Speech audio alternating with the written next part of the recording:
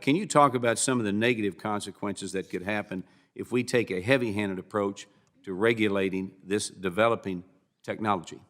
Well, I come back to Mr. Vargas's question a second ago, which I think is the right way to answer your question.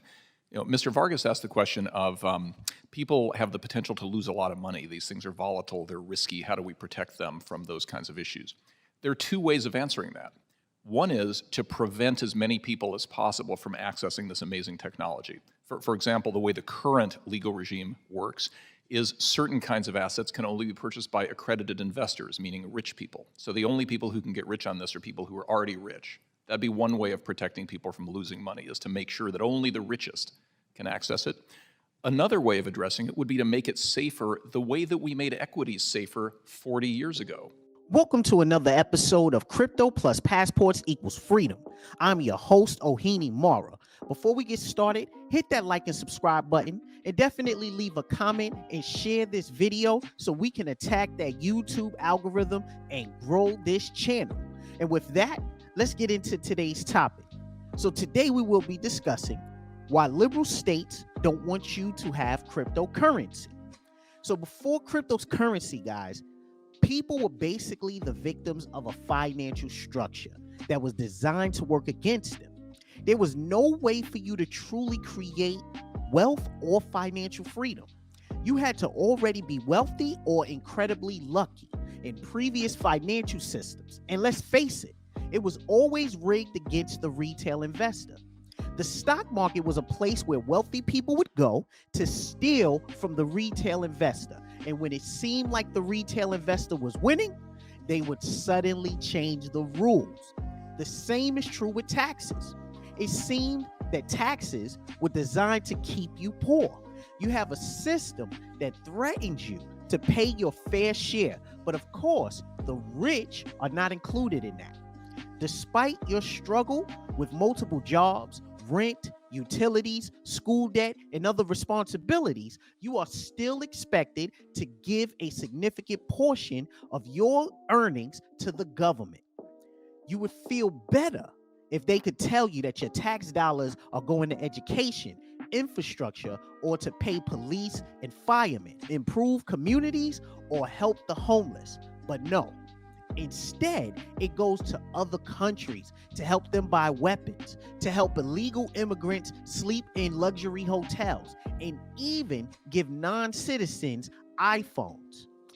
Your best hope was to work until 65 or later and hopefully retire with a pension and maybe Social Security.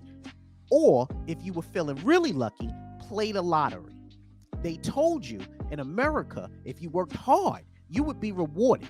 But tell that to the millions of Americans who have 2 jobs and are still having trouble paying rent. Tell that to the millions of Americans who are employed but living in their cars.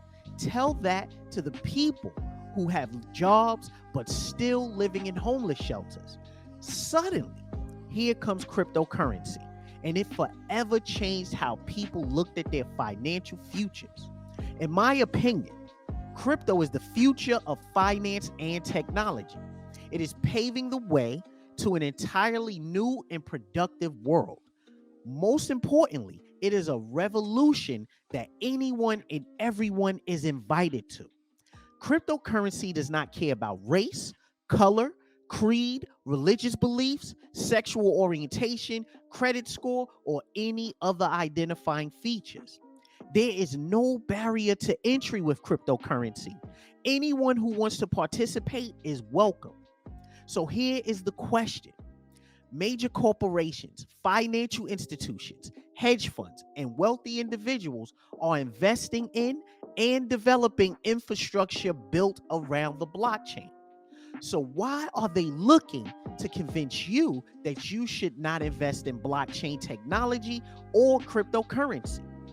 Everything is pointing to the reality that cryptocurrency is the future, but it seems that they are attempting to point the people away from investing.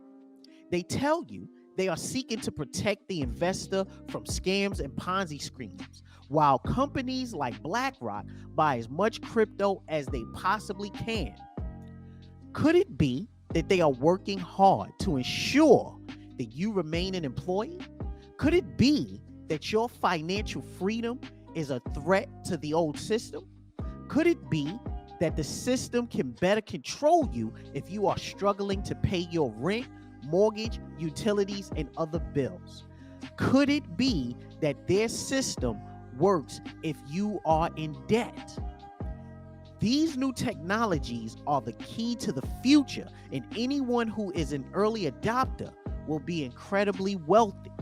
Coins like Ethereum, XRP, Quant, Stellar Lumens, and many others are the next generation of innovation.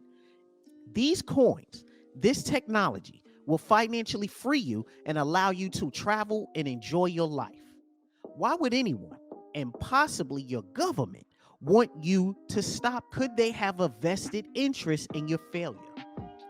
They try to scare you with the failure of centralized exchanges like Voyager, Celsius, and recently FTX.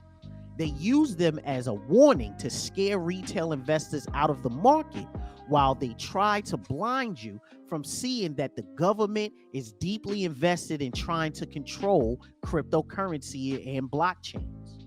They are working on legislation, holding Senate hearings, and even the president has directed agencies to look into the new technology.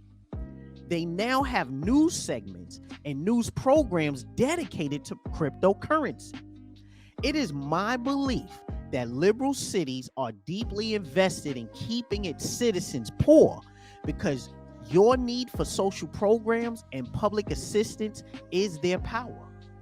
You have states like New York, Vermont, and now Chicago looking to prevent you from accessing decentralized wallets and other cryptocurrencies. I think your poverty is more beneficial to these systems. This is why the homeless population has exploded, and it seems no one is interested in helping with these issues. This is why they have people in serious school debt for jobs that pay very little. Now, I'm not a financial advisor, and this is not financial advice. I would, of course, ask you to do your due diligence and research. I would ask you to consult a financial advisor and a tax professional before you even think about investing in cryptocurrency. But with that said, I believe you owe it to yourself to at least explore what cryptocurrency is and decide if it is something that you may want to invest in. My belief is that if early adopters get into this early, they will benefit greatly financially, while those who fail to recognize this will live and die in the rat race. And with that said, guys, that is the end of my video. Tell me what you think. Do you believe that cryptocurrency is the future, or do you think it's a scam and a Ponzi scheme? Let me know in the comments section. Thank you for joining me for another episode, and until next time, take care.